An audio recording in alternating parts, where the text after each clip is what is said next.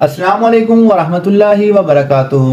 Market में जब आप इन्वॉल्व होते हैं, जब आप कोई भी बिजनेस स्टार्ट करना चाहते हैं, तो सबसे पहली जो चीज़ आप देखते हैं मार्केट के अंदर वो ये होता है कि आपका बिजनेस जो है वो कितना लिक्विड है, आप जो है वो कितनी आसानी से चीज़ों को सेल या परचेज कर सकते हैं।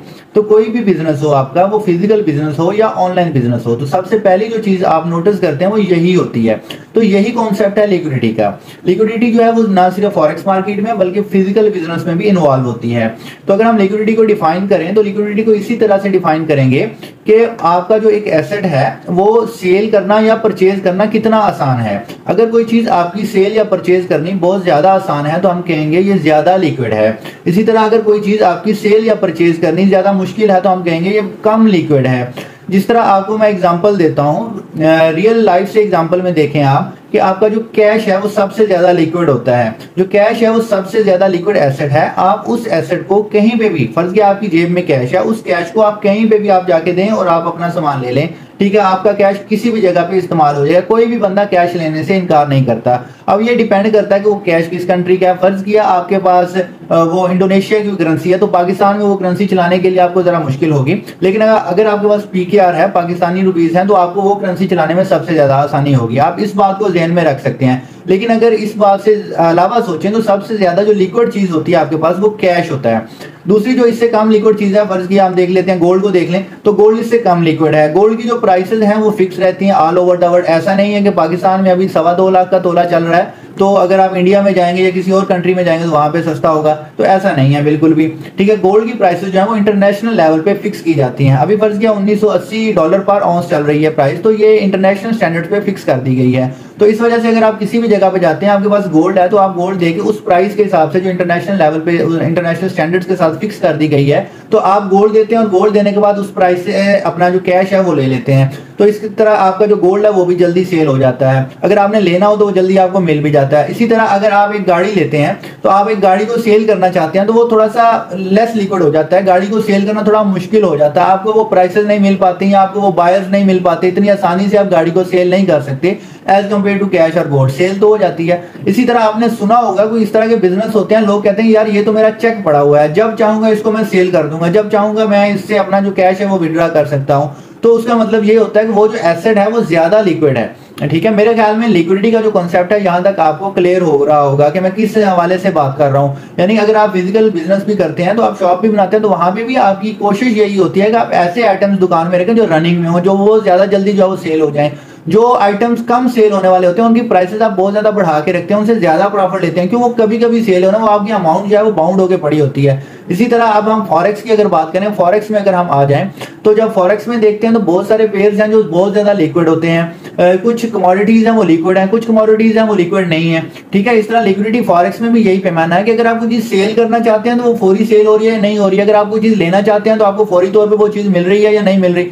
तो इन्हीं चीजों को मद्देनजर रखते हुए हम ये लिक्विडिटी का कॉन्सेप्ट जो है वो देखते हैं। तो लिक्विडिटी जो है ये किस टाइम पे ज्यादा होती है इसको भी देख लेते हैं। लिक्विडिटी जो है ये जो आपका लंदन सेशन होता है, जब लंदन सेशन और न्यूयॉर्क सेशन आपस में दोनों ओवरलैप करते हैं, यानी अमेरिका ओपन होता है 8 बजे, तो उस टाइम पे जो आपकी लिक्विडिटी है वो बहुत ज्यादा होती है मार्केट के अंदर। उस टाइम पे ट्रेडिंग अपॉर्चुनिटीज जो है वो भी काफी ज्यादा देखने को मिलती हैं। मार्केट बहुत तेजी से मूव कर रही होती है, फौरी तौर पे आपके ऑर्डर्स प्लेस हो रहे हैं, फौरी तौर पे आपको SL/TP की तरफ मार्केट जो है वो लेके जाती है। मार्केट के अंदर मूवमेंट जो है वो बहुत ज्यादा आ रही होती है उस टाइम पे। तो लिक्विडिटी को ड्राइव कौन करता है? तो लिक्विडिटी को ड्राइव जो कर रहे होते हैं वो सेंट्रल बैंक्स होते हैं। जो लिक्विडिटी को ड्राइव कर रहे हैं वही प्राइसेस को कंट्रोल कर रहे होते हैं। इकोनॉमिक डाटा जो होते हैं इनका लिक्विडिटी पे बड़ा असर आता है। कोई भी बैंक अगर एक इकोनॉमिक डाटा जारी करता है, फर्ज किया अगर हम बात करें सेंट्रल बैंक ऑफ अमेरिका की, तो जो वो अगर मॉनेटरी पॉलिसी देता है एक कि हम इंटरेस्ट रेट बढ़ा रहे हैं डॉलर का, तो उस दौरान जो है वो डॉलर के साथ जो पेयर्स इन्वॉल्व होंगे बहुत तेजी से मूव करते हैं। तो उस वजह से मार्केट के अंदर जो है वो अच्छी मूवमेंट्स देखने को मिलती हैं। लेकिन इन चीज़ों से बाद लिक्विडिटी कम हो जाती है। जब इस तरह के हैवी डाटाज आते हैं मार्केट के अंदर, मार्केट की मूवमेंट्स बहुत तेज होती हैं, तो इस दौरान पे ट्रेडर्स जो हैं वो जरा साइड पे हो जाते हैं मार्केट से कि हम इनको ये जो बड़ी मछलियां हैं ये खेल रही हैं तो इनको खेलने देते हैं। जब मार्केट सेटल डाउन होगी देन हम इनमें जो है वो अपना काम दोबारा से स्टार्ट कर लेंगे। अगर हम सिडनी सेशन की बात करें तो वहाँ पे लिक्विडिटी सबसे कम पाई जाती है। अगर हम उसके बाद एशियन सेशन में आ जाएं तो उसमें लिक्विडिटी जो है वो थोड़ी सी बेहतर होती है, लेकिन फिर भी कम होती है। जैसे यूरोप ओपन होता है तो लिक्विडिटी थोड़ी सी नजर आना शुरू होती है, जब फिर लंदन और न्यूयॉर्क का ओवरलैप होता है, तो शाम के टाइम पाकिस्तान में और अमेरिका के सुबह 8 बजे जब अमेरिका खुलता है, लंदन में बैंक्स ओपन होते हैं, तो उस टाइम पे मार्केट के अंदर जो है वो लिक्विडिटी बहुत ज्यादा पाई जाती है।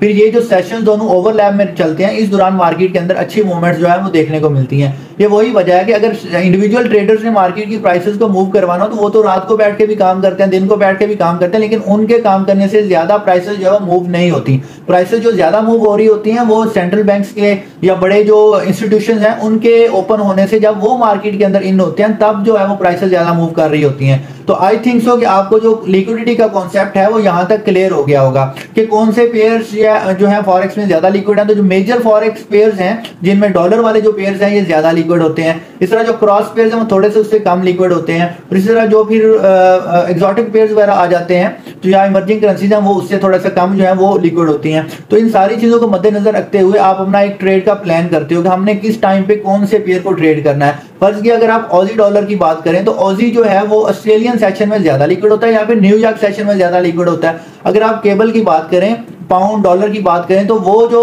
पेयर है वो जो ओवरलैप सेशन होता है यूके और यूएसए का, तो इस दौरान जो है वो ज्यादा लिक्विड होता है। इस तरह अगर यूरो की बात करें तो वो भी इसी सेशन में ज्यादा लिक्विड होता है। अगर कीवी डॉलर की बात करें तो वो मॉर्निंग में जो सिडनी सेशन होता है तो उसी दौरान न्यूजीलैंड वाला जो पेयर है, एनजेडी के जो पेयर हैं वो थोड़ी बहुत लिक्विडिटी शो करवाते हैं। तो आपको इस हवाले से भी मार्केट की लिक्विडिटी को देख सकते हैं कि किस टाइम पे कौन सा पेयर जो है वो एक्टिव होता है। जिस कंट्री की करेंसी एक्टिव होगी उस टाइम पे होगी, उसमें लिक्विडिटी देखने को हमें मिलेगी। तो ये सारे कॉन्सेप्ट हैं जिनको आप बेस बना के अपना ट्रेड प्लान कर सकते हैं। तो यहां तक आई थिंक सो आपको लिक्विडिटी का कॉन्सेप्ट जो है वो क्लियर हो गया होगा। तो नेक्स्ट हमारी फर्दर वीडियोस के लिए आप कमेंट करें कि कौन से क्वेश्चन का आपको आंसर चाहिए, किस जगह पे आपको रहनुमाई चाहिए। तो इसी तरह अपनी दुआओं में याद रखिएगा, हमारी वीडियोस को शेयर करें, अपने दोस्तों के साथ लाइक करें, कमेंट करें और सब्सक्राइब करें हमारे चैनल को। अल्लाह हाफिज।